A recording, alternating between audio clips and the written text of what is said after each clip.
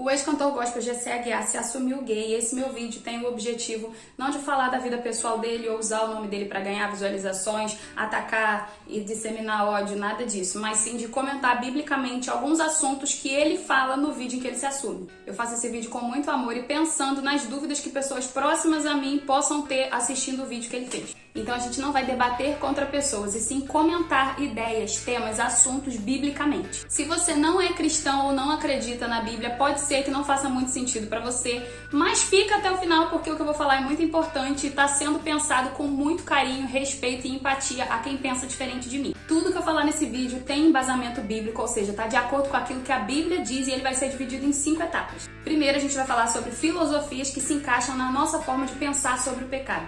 Segundo, sobre Deus não nos livrar das tentações. Terceiro, sobre Deus parecer mal e Jesus parecer bonzinho. Em quarto, a gente vai falar sobre depressão e ansiedade que vem por causa de pecado. E em quinto, a gente vai falar se pecado é só aquilo que faz mal para alguém. Então, primeiro, filosofias que vão de acordo com a nossa opinião sobre pecado. A gente sempre vai encontrar, porque a nossa carne aqui eu uso no sentido de Gálatas 5:17, que significa natureza pecaminosa. A nossa tendência a escolher sempre o que é pecado, sempre o que é mais fácil, aquilo que dá prazer. Então o que é mais fácil? Eu me aceitar com os meus pecados e dizer que tá tudo bem eu agir dessa forma? Ou eu lutar contra a minha carne, contra a minha natureza pecaminosa? Essa guerra interna existe na vida de absolutamente todo mundo. E a Bíblia não nos orienta a entregar os pontos e viver no pecado. Aqui eu não estou diminuindo a luta de ninguém, e sim dizendo que todos nós somos seres humanos pecaminosos e a gente tem a tendência, e você sempre vai encontrar pessoas que vão concordar com seus pecados e dizer que tá tudo bem você continuar vivendo dessa forma. Olha o que a Bíblia fala sobre isso. Carta de Paulo para Timóteo, no capítulo 4, segunda carta.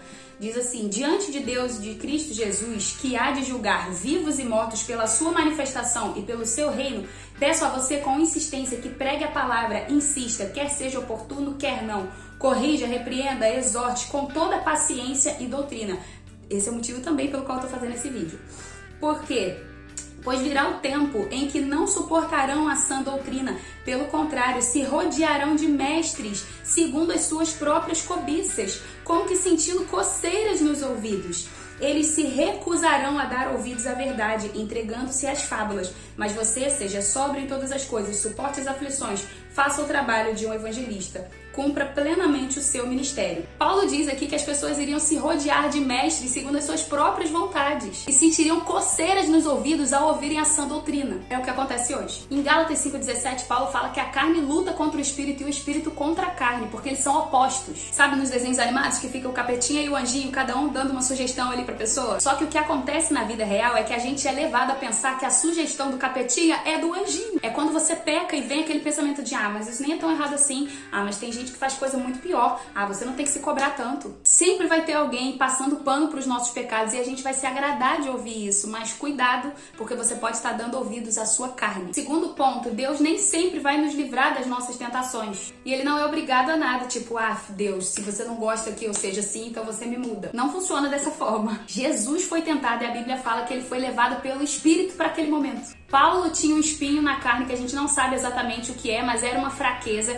e ele pediu insistentemente a Deus que livrasse ele daquilo, e Deus respondeu para ele dizendo: a minha graça te basta. E Paulo se contentou com essa resposta de Deus, entendendo que quando nós estamos fracos, aí é que a gente está forte. Porque onde aumentou o pecado, aumentou ainda mais a graça de Deus. Isso não significa se entregar ao pecado, mas sim continuar resistindo, sabendo que caso você caia, a graça de Deus não é anulada. E Ele nos orienta a gente não continuar pecando com esse pensamento de mas se a gente é salvo pela graça, então eu posso continuar pecando, que Deus vai me salvar. Não, a gente deve resistir aos nossos pecados e às nossas tentações. Caso a gente não consiga e caia, Deus é amoroso e bondoso para nos perdoar. Mas a gente não vai ficar pecando desordenadamente só porque Deus é bondoso. A gente só vai ser livre totalmente dos nossos pecados e das nossas tentações na glorificação, quando a gente estiver com Deus. A culpa e responsabilidade dos nossos pecados é nossa e não de Deus. O plano de Deus foi enviar seu Filho Jesus para que a gente se arrependesse dos nossos pecados, pedisse perdão e continuasse tendo um relacionamento com Ele. Às vezes, na nossa prepotência, a gente pode pensar: poxa, por que Deus não perdoa todo mundo logo, tira os pecados de todo mundo e faz o mundo viver um lugar sem sofrimento, sem pecado, sem ninguém fazer mal a ninguém? Por que Deus não tira esse pecado de mim? O plano de Deus foi esse: enviar seu Filho Jesus para nos perdoar dos nossos pecados, e na glorificação a gente vai ser livre das nossas tentações, dos nossos pecados e de pecar contra Deus. Se houvesse um plano melhor, eu acho que Deus saberia, com certeza. Não seria uma ideia ideia que estaria aí na sua mente brilhante, inteligente e que Deus não teve. A gente pode não entender, mas questionar, achando que a gente tem uma ideia melhor que a de Deus,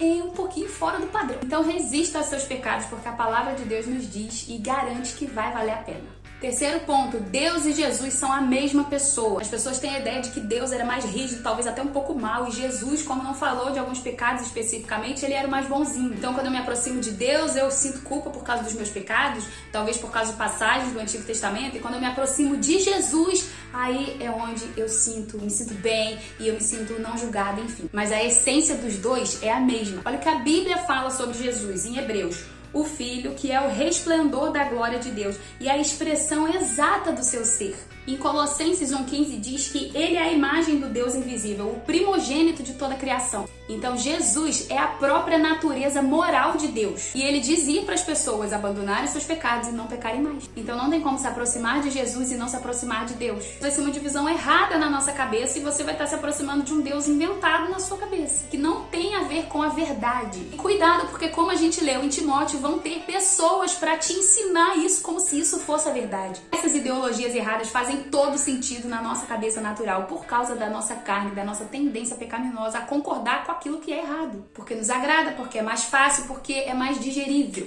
Nem sei se existe essa palavra, digerível, mas sabe que a gente digere com maior facilidade? Para concordar com aquilo que está na palavra, a gente precisa da ação sobrenatural do Espírito Santo na nossa mente, porque senão a gente acha que isso tudo é uma loucura, um grande absurdo. Olha o que a própria Bíblia fala. 1 Coríntios 2,14. Ora, a pessoa natural não aceita as coisas do Espírito de Deus, porque eles são loucura, e ela não pode entendê-las, porque elas se discernem espiritualmente. Outro versículo diz: certamente a palavra da cruz é loucura para os que se perdem, mas para nós que somos salvos, ela é poder de Deus. Depois você lê esse capítulo completo na sua casa. Então Deus e Jesus são um.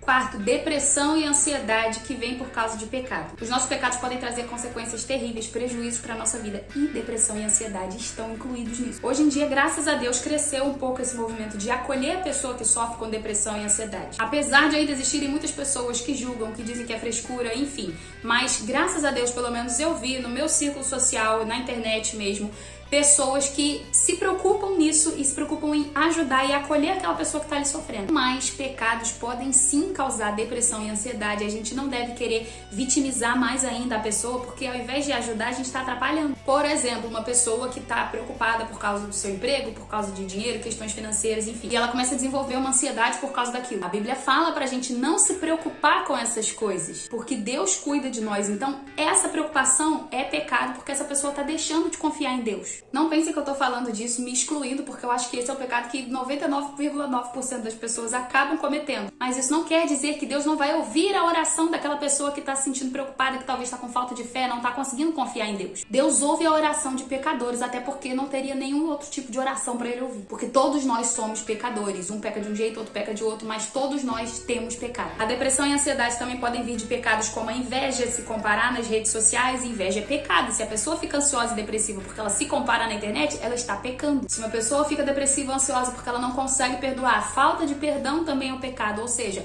depressão e ansiedade que vieram por causa de pecado. E tem várias outras situações. Com isso eu não estou dizendo que todas as pessoas que estão depressivas ou ansiosas estão em pecado, mas que existem situações que essa depressão e essa ansiedade vieram de um pecado. Então não é porque a pessoa se auto-intitulou depressiva e ansiosa que a gente não pode falar de pecado. Claro, com carinho, com amor, com empatia. Mas a orientação bíblica é falar do pecado. E a tristeza que a pessoa vai sentir sabendo que ela tá em pecado não é totalmente ruim. Nossa, Sara, agora foi a maior maluquice que tu já falou nesse vídeo. Não sou eu que estou dizendo, é a Bíblia. Em 2 Coríntios 7:8, Paulo está escrevendo uma carta sobre uma outra carta que ele tinha escrito falando do pecado. E ele tinha deixado a galera triste por causa das coisas que ele tinha falado, pregado ali sobre pecado. Mas olha só o que ele fala nessa outra carta.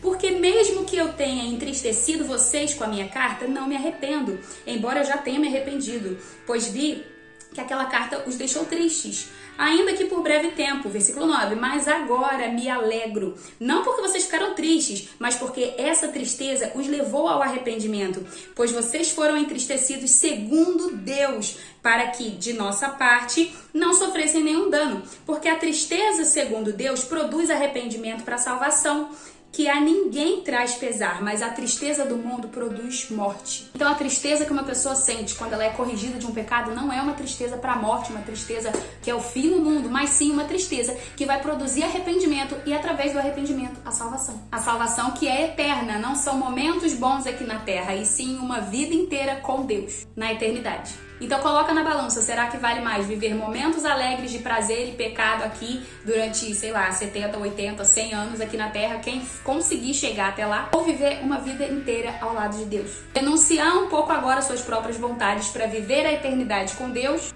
ou aproveitar tudo agora as alegrias da Terra para viver a eternidade longe de Deus em sofrimento? Só que essa vibe de autoaceitação, de autoconhecimento tá inflando o ego das pessoas, onde o que importa não é a verdade bíblica, e sim o que importa é o meu bem-estar. E dane-se o outro, dane-se quem pensar o contrário, dane-se até Deus. E os prazeres do mundo podem sim trazer alegria, felicidade, momentos maravilhosos. Só que o termômetro para saber se uma coisa tá certa ou errada não é você se sentir bem, não é a sua alegria, a sua felicidade, e sim a palavra. Nem estar com a consciência tranquila é parâmetro para saber se uma coisa é certa ou errada. Tipo, eu tô feliz, minha consciência está tranquila, é isso que importa e eu tô certo. Olha o que Paulo escreveu em 1 Coríntios 4:4. Porque a consciência não me acusa de nada. Era uma situação aqui que eles estavam passando.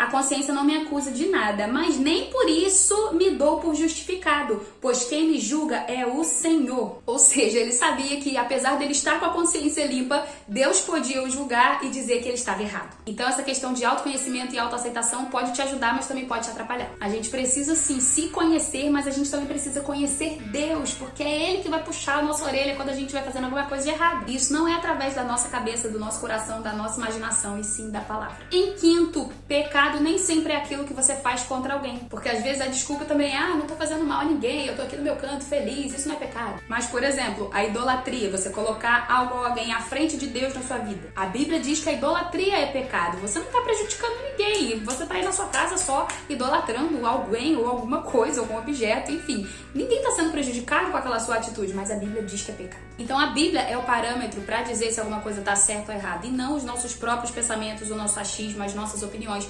porque a nossa mente está cauterizada e deturpada por causa do pecado, a nossa natureza moral está contaminada pelo pecado. A gente não entende 100% o agir de Deus, o pensamento de Deus, o porquê que Deus proíbe algumas coisas. Mas em tudo a gente deve confiar e entender, como C.S. Lewis diz, que raciocinar contra Deus é como cortar o galho da árvore que você está sentado. Não tem como, você vai raciocinar e argumentar com quem te deu o poder de raciocínio e argumentação. Então confie em Deus, se arrependa dos seus pecados. Caso você tenha alguma dúvida, se você quiser colocar aqui o seu comentário respeitoso, pode colocar. Se você quiser conversar comigo mais sobre o assunto, pode me chamar no Instagram. Um beijo, gente. Até a próxima. Tchau!